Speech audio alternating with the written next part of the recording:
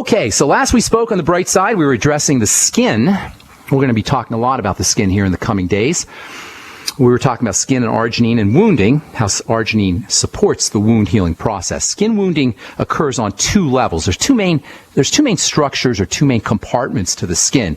You got the surface, that's called the epidermis, and then you got the bulk of the skin, the beef of the skin. Most of the skin, 90% of the skin is located in this area. It's called the dermis. So you have the epi, meaning above, epidermis, and then the dermis.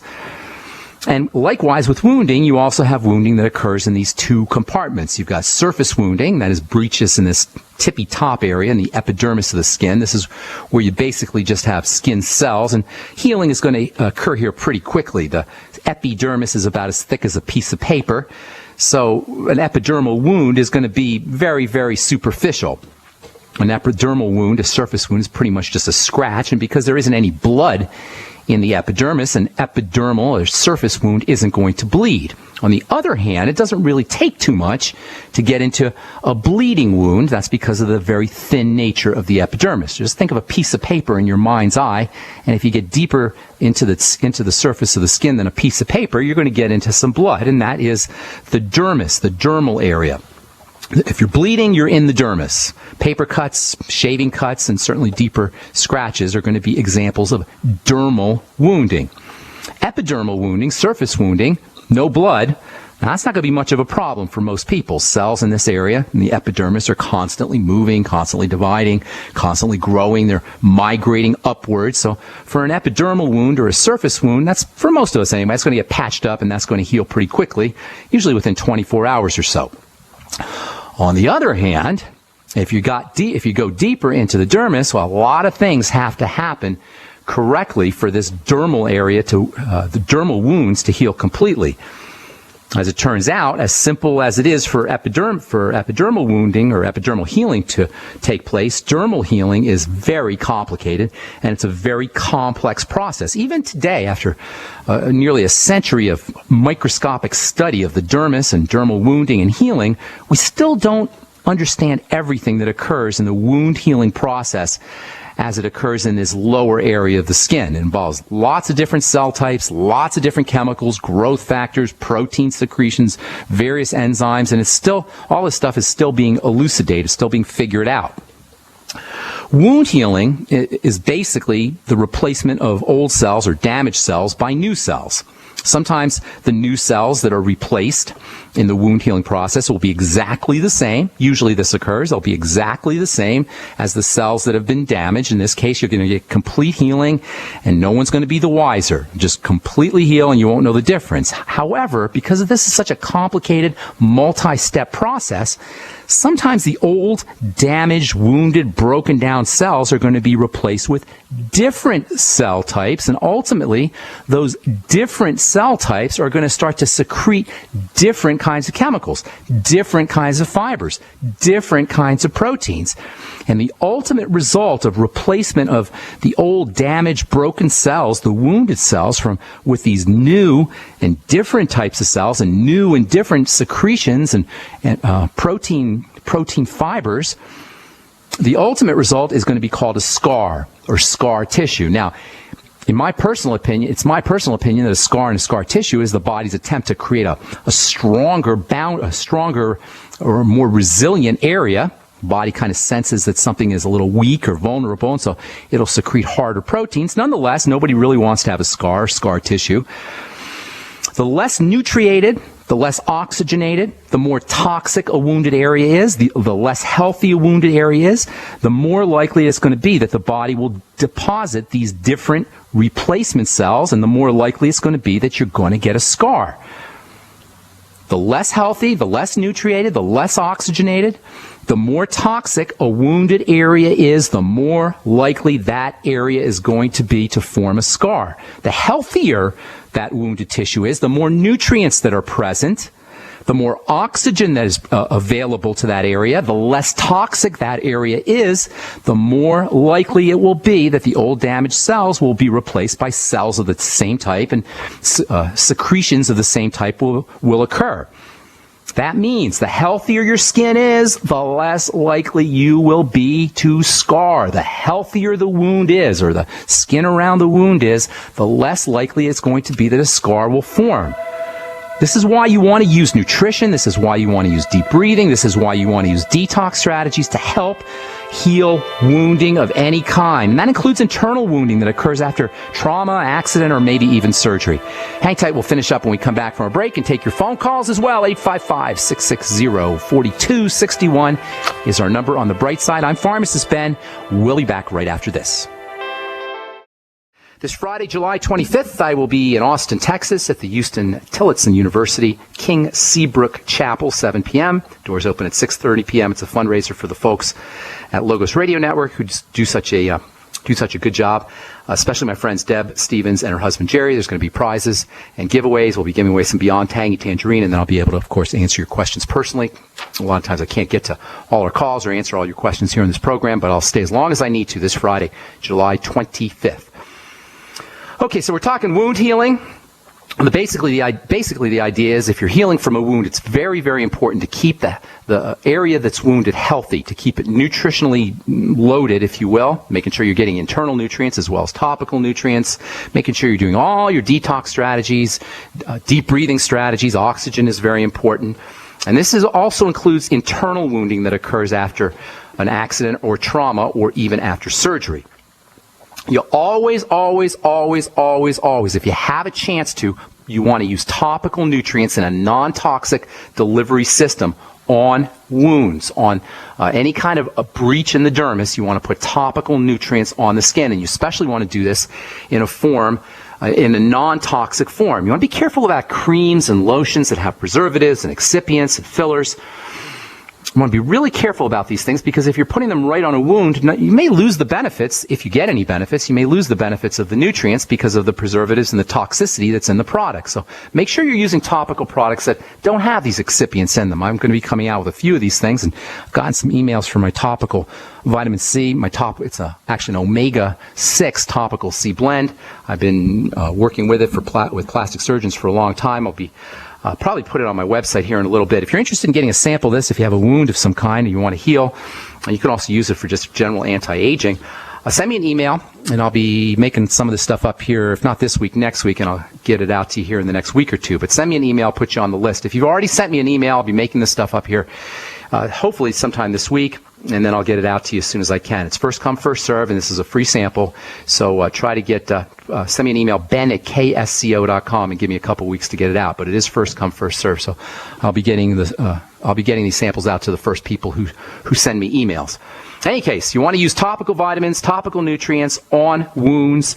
You can also use iodine and hydrogen peroxide directly to wounds. They're also very healing because they can help detoxify the wounded area. Just like you need nutrients to keep the wounded area healthy to prevent scarring, you also need to be detoxifying. Hydrogen peroxide is especially effective because not only is hydrogen peroxide an antiseptic, it'll kill bacteria, it's detoxifying, but it's also a source of oxygen. So hydrogen peroxide can give you a kind of a double effect, a 1-2 effect. It can help detoxify the wound, which will help reduce the likelihood of scarring, and it can be a source of oxygen. Oxygen can be delivered in other ways too. In fact, there's a whole form of wound healing therapy called Topox therapy, T-O-P-O-X. Topox therapy, it's Topox therapy, which stands for topical oxygen therapy. Some folks will practice something called, or some physicians or a dermatologist will practice something called THO therapy, which stands for topical hyperbaric oxygen therapy. It's a little bit different than just using oxygen in a skincare product. In any case, the idea in both of these therapies is to deliver oxygen directly to the wound. Topox therapy is becoming more and more popular and relevant, especially for non-healing wounds, the kind that occur in diabetics and sick folks, and also in bedridden patients. Complete and effective and non-scarring wound healing requires that cells have energy at their disposal. This is the importance of nutrition and oxygen and non-toxicity. It's really all about energy. In fact, everything is really all about energy. When we talk about nutrition, that's really about energy. When we talk about oxygen, That's really about energy. And when we talk about detoxification, that's really about energy. So our three sources of disease, remember, all disease is cell disease, and all cell disease really comes from three places: a lack of nutrition, a lack of oxygen, and accumulation of toxicity. But even those three elements all relate to the fact that energy is affected, that cells don't have energy. It's all about energy. All about energy, or the lack thereof. So if you want to have complete, effective, non-scarring wound healing, cells in the area, cells in the dermis, have to have energy at their disposal, and energy is largely an issue of oxygenation. Really, that's what oxygen is about. It's about energy. Less oxygen means less energy, which in turn means slower healing. Nutrition's important too, but nutrition works because it supports oxygen and its energy. And detoxification, of course, is important, but it's important because it supports energy and oxygenation. Less oxygen means a greater likelihood of the formation of scar tissue. More oxygen, better healing. Less oxygen, slower healing, and a greater likelihood of scarring. As important as nutrition is, and obviously this is a nutrition program, and I love working with nutrition, but as important as it is, in many ways it's secondary and supportive because it works by enhancing oxygenation. Same with toxicity. Toxicity is really an issue of oxygenation, or lack thereof.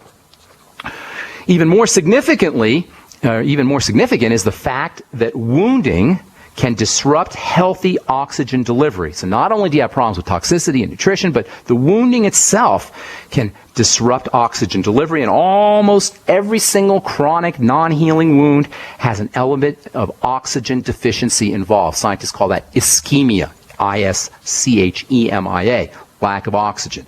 Oxygen helps stimulate the growth of new blood vessels, and those new blood vessels will further increase the delivery of oxygen to the wound, or more exactly to the new cells that are involved in healing the wound. For wounds in areas that don't have a lot of blood supply or have a thicker epidermis, such as the skin on the back or the skin on the foot, you can use topical oxygen as a way of bypassing issues of poor blood supply. So how do you get topical oxygen? Well, there's a couple really interesting things that you can do. Hang tight, I'll tell you what I mean when we come back from our break. We'll take your phone calls as well. 855-660-4261 is our number. We'll be back right after this on The Bright Side. Don't go away.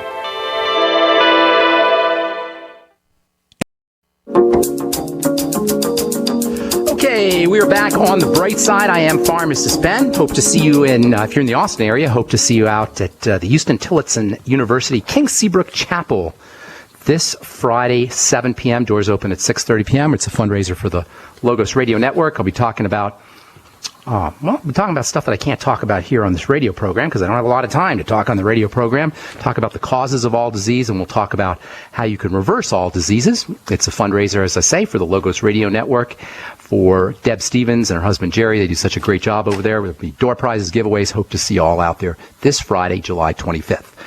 Okay, our number today on The Bright Side, 855-660-4261. If you're interested in joining me in my mission to educate the world about how important a nutritional supplement program is, if you're interested in changing lives, helping people feel better and making money at the same time, making a little bit of money, making a lot of money, working from home, you can click on the Join the Team link at brightsideben.com. For a one-time $10 fee, you can start a longevity business. You can also call the Bright Side Ben phone team at 866-735-2470. All right, we'll get your calls here in just a sec. Actually, we'll take your calls here. I just want to say one last thing about oxygen therapy. There's two different kinds of oxygen therapy. There's a kind of oxygen therapy that's referred to as hyperbaric oxygen therapy. That's where you actually stick your wounded tissue into a box and they shoot oxygen at the wound. And then there's a really interesting way that you can deliver oxygen, and that involves topical skincare products. And I'll tell you what I mean about that tomorrow as we continue talking about wound healing, post-surgical wound healing, or any kind of wound healing, all as it regards, basically as it regards nutrition and arginine, although tomorrow we'll talk about it as it regards oxygen. And if you're interested, by the way, in checking out my wound healing cream, I'm making up a bunch of it hopefully this week, maybe next, send an email to ben@ksco.com. Put in the subject header, wound healing cream, so I can look through my emails a little bit more efficiently. And please put your phone number on there. I'll try to make it up this week. If I get to it next week, you'll probably have it either next week or the week after. And it is first come, first serve. So if you can send me an email as soon as possible, I'll put you on the list, and you'll be at the top of the list. We already have probably maybe 10 or 15 people I've got to send samples out to. So try to send out, if you're interested anyway, try to send me a letter as soon as possible. ben@ksco.com. Doesn't have to be a big letter. Just say, I'd like to try the cream, and put your address and your phone number in your emails. Always include your phone number.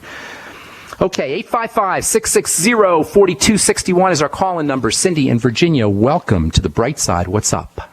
Good morning, Ben. I enjoyed your talk last night. That was great. Thank you. Awesome. Good deal.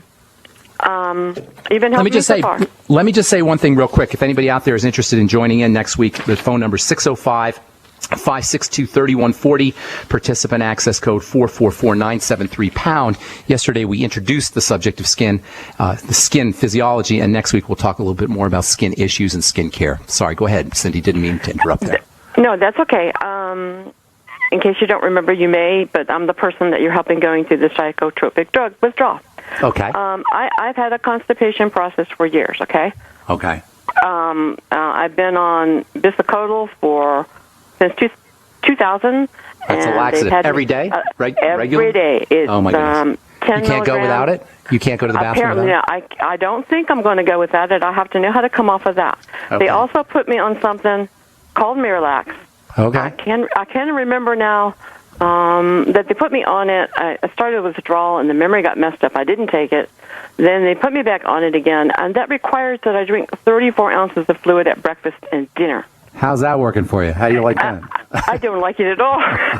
Sounds I go awful. to the bathroom all the time. Oh, my God. That's because they don't know what the heck they're doing. They're just, they're trying this and trying that. By the way, bisacodyl should only be used on a short term always. It's not a long-term type of thing. And I don't know what kind of doctor would ever tell you to stay on that. Here's the deal. Constipation is a sign that there's your body feels like there's some kind of emergency going on. Constipation is a sign of the sympathetic nervous system, that's your stress or emergency nervous system, is being activated. So you want to always regard, and you're in good company here. A lot of people are constipated. I would say, I don't say most Americans, but a lot. And if it's not most, it's close to most, have some kind of issue with constipation. Constipation is a classic sign that the body thinks there's some kind of emergency, and it's directing all of its nervous system energy into more important functions, like running from a saber-toothed tiger, or beating your heart, or oxygenation through fast, shallow breathing. So the first thing you want to do for constipation, first thing you want to do for all manifestations of an activated stress system, which includes constipation and high blood pressure and immune suppression, or anxiety and insomnia, there's a whole bunch of signs that the body thinks an emergency is occurring. The first thing you want to do is tell the body biochemically, not in words, although words help, believe it or not. You can actually talk to your body in words, but biochemically, more importantly, tell the body it's safe, and the fastest way to do that is with oxygen. Oxygen equals safety to the body. Now, too much oxygen can be a problem, but just the right amount of oxygen in balance with elimination of carbon dioxide, the balance of carbon dioxide and oxygen is the fastest way to tell the body it's safe. In fact, if next time you're sitting on the john and you're constipated and you can't go, try this. Activate the relaxation nervous system through deep breathing. Now, here's the trick with deep breathing to relax. Believe it or not, it's not the inhale where we relax. It's not the part where we get the oxygen in that causes the relaxation response. It's actually the exhalation, the blowing off of carbon dioxide, the blowing off of toxins. That's where the nervous system, the relaxation nervous system is activated. So the next time you're constipated and you feel like you can't go to the bathroom, first of all, notice that you're probably holding your breath. All right? And that's not just for Cindy. It's for everybody listening who's constipated. The next time you try to go to the bathroom and you're doing that pushing thing, you know what I'm talking about, Cindy? The pushing thing. Yeah, I do that. Okay, you know what I mean, right? I know what you mean. Well, notice that you're holding your breath when you do it. That's actually technically called the Valsalva maneuver. Weightlifters do it all the time, and they tell you in the gym, don't hold your breath when you're pushing a weight up. We have a tendency to hold our breath when we're pushing. And this breath holding is a classic way to activate the stress nervous system. It's the exact opposite of what you want to do. On the other hand, if you can figure out how to loosen everything and relax everything, then you'll be able to evacuate your bowels much more effectively, and the fastest way to do that is to exhale. Now, obviously, you can't exhale without inhaling, but you want to exhale a little bit more than you're inhaling. And this is always, this is a very important practice when you're doing your deep breathing techniques. You always want to exhale a little bit longer than you're inhaling. So and you always want to do it through your nose. So when you're sitting on the jaw and you're constipated, take a breath in and then a long breath out. And as you're exhaling, you're going to feel the lower part of your body relaxing. That's the first thing, is deep breathing techniques focusing on the exhale. That's the most important strategy for telling the body it's safe and for relieving constipation. Then there's some wonderful nutritional strategies for helping relieve constipation. Fiber is like a natural Miralax, and you'll get all kinds of benefits from the fiber. Every morning, get yourself a coffee grinder, get it at Kmart for $10 or $15 or $20, and grind up fresh flax seeds. Golden flax seeds are better than the brown flax seeds, and look for organic. The golden ones have a little bit more nutritional value than the brown ones do. Either way, grind up fresh flax seeds, and you can take a couple teaspoons and put it in water, or you can put it right in your smoothie. That's a great long-term laxative, and do it slowly. If your body's not used to the fiber, you may end up with a little loose stools and diarrhea or gas. So kind of build yourself up into it slowly, maybe a half teaspoonful a day for a few days, and then a full teaspoonful, and then up to 2 teaspoons full. Magnesium is a tremendous laxative. In fact, lack of magnesium can actually cause constipation. You'll get magnesium in the OsteoFX product from Longevity. Cindy, hang tight. We got to take a break. I'll finish up when we come back. If you're on hold, stay there. We'll try to get to all our calls today. I'm Pharmacist Ben. You're listening to The Bright Side on the Genesis Communication Network. We'll be back with more good health information right after this. Hi, welcome back to The Bright Side. We're talking to Cindy in Virginia about constipation. Cindy, so step number 1 when you're using you're trying to have a bowel movement, make sure you're doing your deep breathing techniques, focusing on the exhale. That's step number 1. Step number 2, get yourself on some fiber. Start off slowly, grind up flax seeds in a coffee grinder. You can add it right to water. You could put it on salads or the ground of fiber. I put mine in my smoothie. But start slowly, half a teaspoonful a day, then a teaspoonful a day. You can go up to 2 teaspoonfuls a day. The fiber will also have beneficial effects on your female hormone system as well. That's one of the advantages to fiber. In addition to being great for the digestive system, it also has a stabilizing and detoxifying effect for the female hormone system. Magnesium is a wonderful laxative. In fact, you can buy magnesium phosphate and citrate of magnesium at the drugstore just as a laxative, but supplemental magnesium like the OsteoFX, the OsteoMag products and other longevity products have liquid magnesium in them. Those are good sources. Those are great laxatives. If you have an emergency and you really, really got to go, and some folks haven't gone to the bathroom in days. I talked to a lady a few years ago, I hadn't gone in weeks. I had a bowel movement. You can only imagine the kind of toxicity that builds up in your body. If that's the case. I don't mean to interrupt you, but you don't know this about me. I am trying to get feces out. I think they're coming out since April. So okay. I have been eating all this time. All right. I finally am up to the point where I'm having 3 small bowel movements. That's good. The past Very 2 good. days on the bone soup and the apple cider vinegar. Throw in some magnesium and vitamin C and fiber as well. Vitamin C, maybe about a quarter teaspoonful in water. Don't do too much because you might get a little bloated and discomfort, but find a nice point where you just have a good bowel movement out of it, and it might be a quarter teaspoonful in water. And then last but most certainly not least, when it comes to constipation, a lot of times constipation can be the result of some kind of food problem, problem food that you're eating. So see if you can associate it with specific foods. And actually, there's one more thing. Probiotics, like the Biolumin Nightly Essence, are very important. You know, a large proportion of a stool is actually dead bacteria. So the healthier your bacteria are in your gut, the healthier your stools are going to be. 60 to 70% of a stool is made up of bacteria from the gut. So making sure that you're on the Biolumin Nightly Essence in addition to the fermented food is also very important. And I guarantee you, if you do everything I just told you, Cindy, you should be back to being regular in pretty much in no time. And you're already starting to experience that. So congratulations. And thanks so much for your call. Yeah. Can I stop the Ducalax? Or just I wouldn't, dude. I wouldn't touch that stuff. I can't tell you what to do. That's your business. But I wouldn't go near it. I wouldn't go near it. You don't need it. What I'm trying to say is, can I just stop it? You know what? I can't tell you yay or nay on that, but I can tell you that it's not doing you any good, and there's a lot better alternatives. Everything I just told you is a much, much, much better alternative. Oh, and another thing, Cindy, colonics, where they actually go in and pump water into your colon. I don't know if you ever had that. That is absolutely spectacular for constipation. I had a colonic done for food poisoning a few years ago, and I went into the colonic therapy just feeling absolutely miserable. I had food poisoning, and I went out not completely healed, but pretty much completely healed, and I had a spring in my step, and I became a believer in colonics after that. I got to move on, Cindy. Thanks so much for your call. God bless you, and good luck with everything. All right, Ralph in Maryland, welcome to the bright side. What's going on? Hey, Ben. Hey. I was calling to get your take on the use of the ASAP product. I think doing. Yeah, what go I've ahead. been doing is eating as little as possible.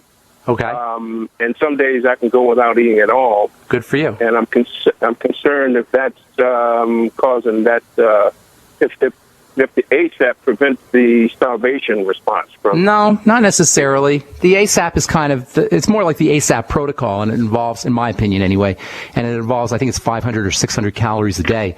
And that's really where you're going to get most of your benefit for weight loss. Weight loss is really more of a biochemical issue than it is a mechanical issue. In other words, you can't just stop putting calories in to lose weight. You've got to adjust the chemistry of the body, and the best way to do that is to control sugar and sugar metabolism. That means staying away from from sugar foods, and also foods that get turned into sugar.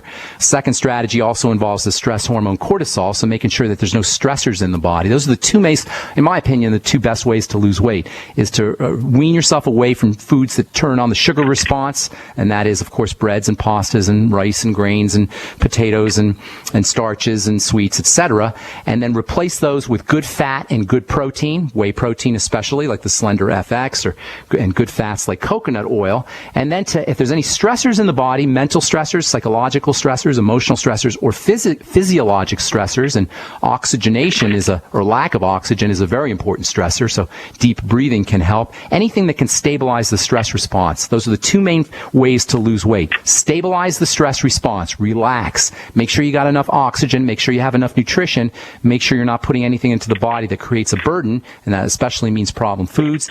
And then secondly, stabilizing blood sugar by eating more protein, more fat, staying away from foods that spike the blood sugar, and then using the Mighty 90 essential nutrients, the Healthy Start Pack, as well as the Sweeties. And another interesting way to help lose weight is to make sure that your digestive system, your intestines, are operating correctly, and that involves the Biolumin Nightly Essence. So Sweeties, Healthy Start Pack, especially the Beyond Tangy Tangerine, weaning yourself off of starches and sugars, and eliminating anything that puts a stress or burden on the body, and then perhaps throwing in the Biolumin Nightly Essence to improve intestinal health. That's the best ways to lose weight. Okay, Ralph? Okay. Thanks so much. God bless, bro. Anything else? You too. Okay. Well, I'm sorry. Sorry, Ralph. I let you go there. I apologize. If you call back tomorrow, we'll get you first up, Ralph. Thank you.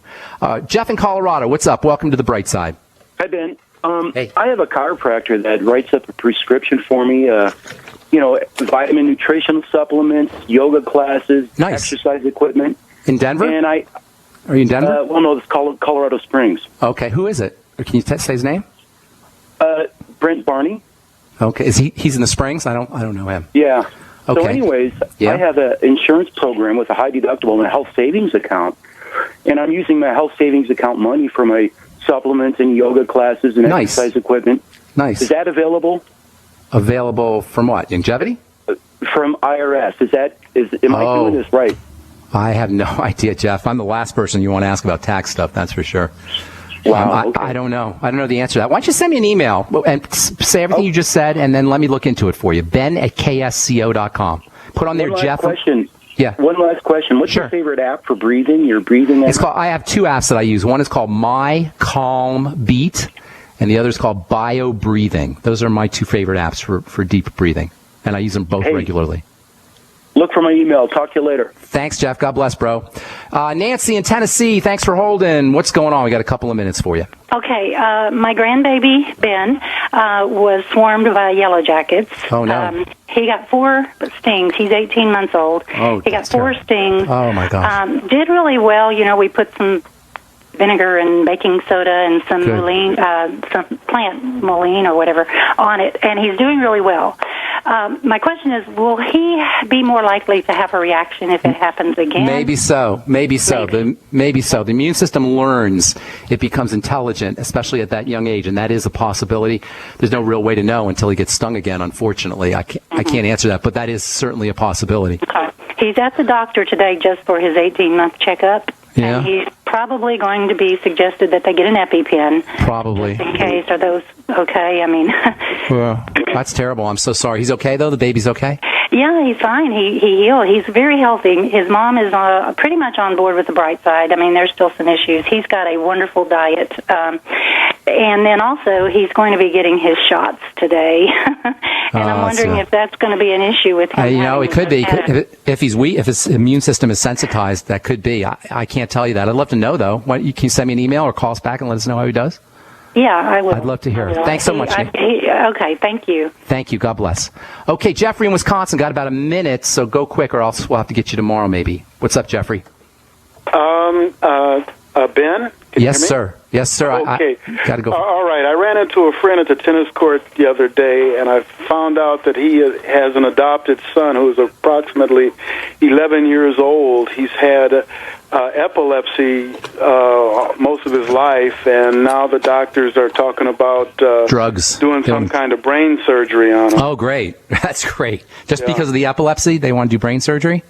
Yeah. Okay, here's a couple things for you because we're going to run out of time. Have your friend look up something called the ketogenic diet, Ketogenic, ketogenic diet. Epilepsy is a short-circuiting of the electrical energy in the brain. The way you want to handle that is by calming things down. Sugar is the enemy. Sugar is very high energy, and sugar, if you already have a problem with electrical energy in the brain, sugar can exacerbate that. Of course, kids love sugar, so that's a problem. But eating more protein and eating more essential fats is very, very important. Get the kid on the ultimate essential fatty acids. In fact, get him on the whole healthy start pack. Magnesium can be helpful for epileptic seizures. The amino acid taurine, Taurine, can also be important. And don't forget about the B vitamins. You'll get those, of course, in the healthy start pack. Thanks for your call, Jeffrey.